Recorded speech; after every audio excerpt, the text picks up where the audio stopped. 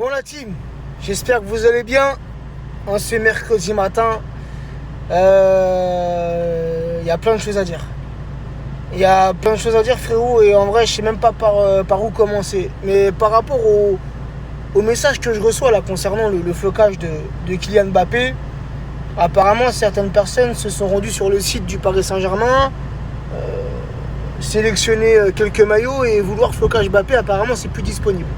Alors il y a plusieurs versions de ce que je peux savoir et de ce que je peux entendre. Premièrement, apparemment c'est une rupture de stock au niveau du flocage de Mbappé. Après j'ai une autre version où les flocages Mbappé sont disponibles seulement pour les maillots version Ligue des Champions et non pour les versions Ligue 1. Et après le troisième argument, et ça c'est que moi les frérots, pourquoi le flocage Di Maria est toujours disponible? Le flocage André Di Maria toujours disponible, alors que d'après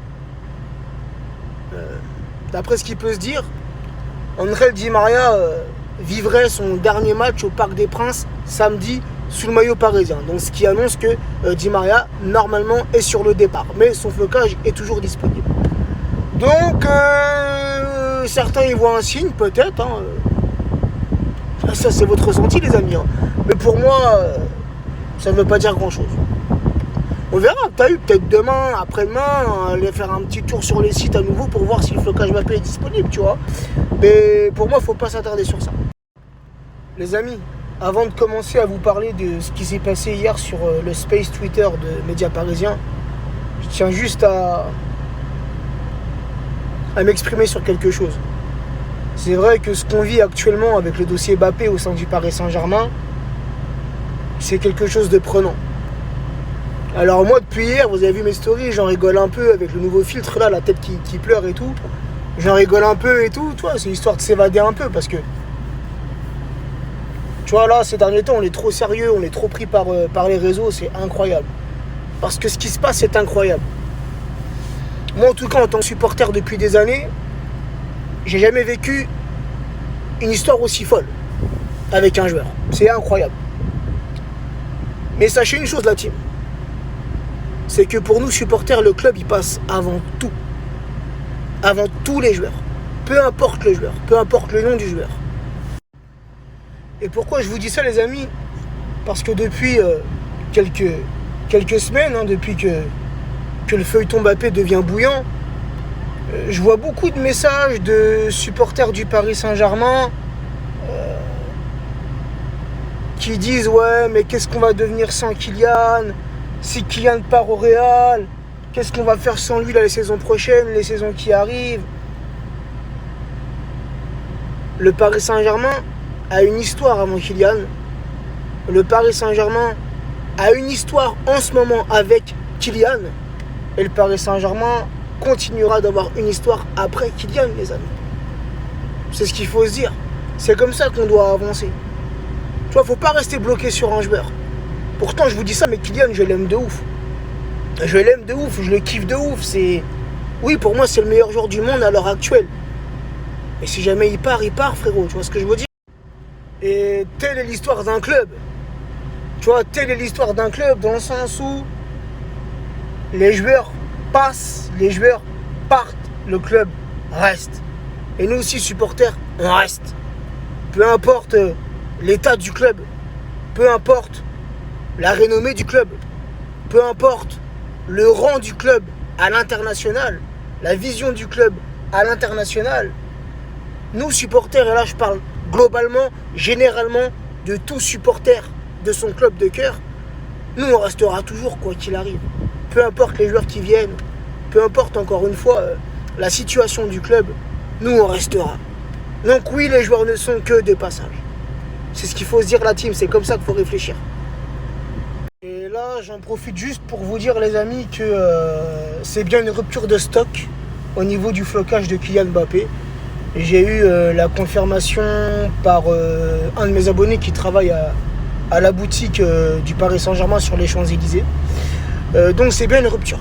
Et seulement disponible pour le moment, le flocage Mbappé en version Ligue des Champions. Mais normalement, ça doit revenir pour les flocages Ligue 1. Donc, pas d'inquiétude.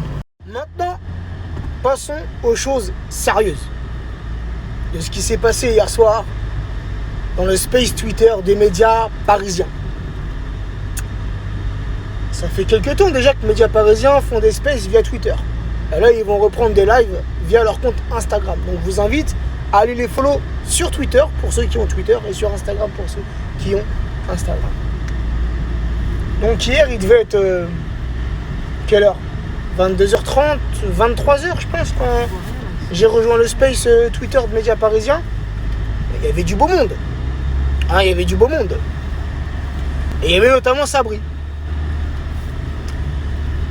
Donc ça parlait de l'affaire Mbappé, du feuilleton Mbappé, comme depuis de nombreuses semaines. Et vers, je crois, entre 22h30 et 23h, il y a eu une première bombe qui a été lâchée. Donc une première bombe venue tout droit de la ville de Poissy. Sur le compte Twitter officiel de monsieur Carl Olive, qui est, pour ceux qui ne le savent pas, actuellement le maire de la ville de Poissy.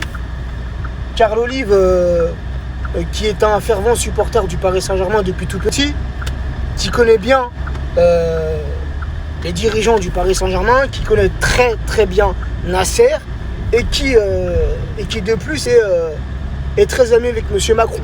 Hein. Et Carl Olive, normalement, d'après ce qui se dit, d'après ce que j'ai pu entendre, prétend à une place de Premier ministre dans le gouvernement de Macron.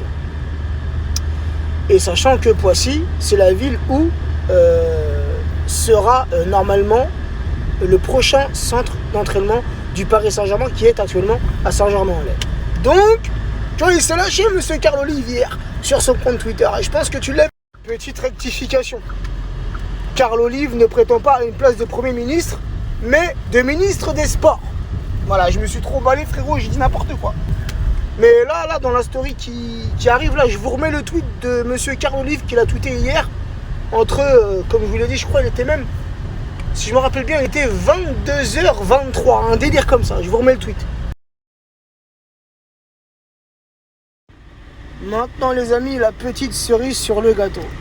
Il était, si je me rappelle bien, 23h50, un délire comme ça.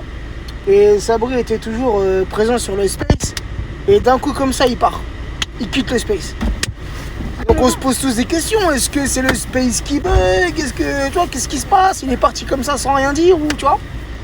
Et quoi, 10-15 minutes après, Sabri revient sur le space. Et là, frérot, deuxième bombe. En l'espace de même pas 2 heures. Deuxième bombe. Sabri, il vient avec un air, tu sais, souriant et tout. Et il nous confirme que Mbappé restera au Paris Saint-Germain. Donc là, frérot, ça s'enflamme dans l'espace et tout, Twitter, les messages, D'accord. Et quoi? Et peut-être 10 minutes après son retour sur Space, il m'envoie un petit message. Donc ouais, 10 minutes après son retour sur Space et cette annonce, il m'envoie un petit message sur mon numéro perso. Et il me dit la personne qu'il a eu au téléphone. Après, je garderai le silence car j'ai promis de ne rien dire. Mais quand il m'a dit le nom de la personne qui lui a confirmé cela, comment ne pas lui faire confiance? Comment être encore dans le doute? Je parle pour moi. Peut-être pour vous et tout, c'est normal, il y a encore des gens qui doutent avec tout ce qui se dit. Les médias espagnols, la presse espagnole, les messages, les contradictions, les confirmations, les retournements de situation, ceci, cela. Je peux comprendre, il n'y a pas de galère. Mais encore une fois, j'ai toujours été confiant depuis des mois et des mois. Car ça ne date pas d'aujourd'hui que Sabri m'avait informé de ça. Ça fait des mois et des mois déjà. Il est toujours resté sur sa lignée. Donc comme je disais, la team, ça fait des mois et des mois que Sabri, pour sa part, il est confiant de ouf. Comme on le sait tous, il a de nombreux contacts au sein du club, que ce soit joueur ou direction. Ça, c'est un secret pour personne. Donc voilà, après, comme je vous l'ai dit, moi, je sais certaines choses par rapport à lui. Mais moi, je garde le silence. Là, je suis pas là pour répéter ce qu'on me dit ou quoi aux caisses, tu vois. Ça me suffit à moi. Tranquille. On n'est pas là pour chercher le buzz ou quoi aux caisses, tu vois. Et moi, je suis confiant de ouf. Après, on sait très bien, il faut se dire une chose, hein, et là c'est pas une excuse que je cherche, mais on sait très bien que la vérité d'aujourd'hui n'est jamais celle de demain. C'est ce que je veux dire, et n'est jamais celle de la veille. Donc, on va attendre sagement que tout ça se confirme, mais en tout cas la team, c'est sur la bonne voie. Pour que Kylian reste au Paris Saint-Germain, c'est sur la bonne voie. Après, c'est pas anodin non plus, tu vois. Le tweet de Carl Olive, alors il l'a supprimé par la suite, mais il s'est expliqué pourquoi aussi sur son compte Twitter. Puisque quand il a publié le message concernant Kylian et l'avenir de Kylian au Paris Saint-Germain, il a reçu de nombreuses insultes. Je sais pas de qui, hein, mais il a reçu beaucoup d'insultes en dessous de ce tweet-là. Donc il a préféré le supprimer. Mais il n'est jamais revenu sur son tweet en disant non, tu vois. Donc, si Carl Olive, il se permet de tweeter ce genre de choses, si par la suite Sabri reçoit cet appel, tac tac, on lui confirme que, en vrai frérot, tu vois, pourquoi encore douter? Après, voilà, tu vois, on verra. Je pense que tout le monde attend la confirmation, premièrement de Kylian et du club, pour être vraiment sûr et ne plus avoir de doute, tu vois.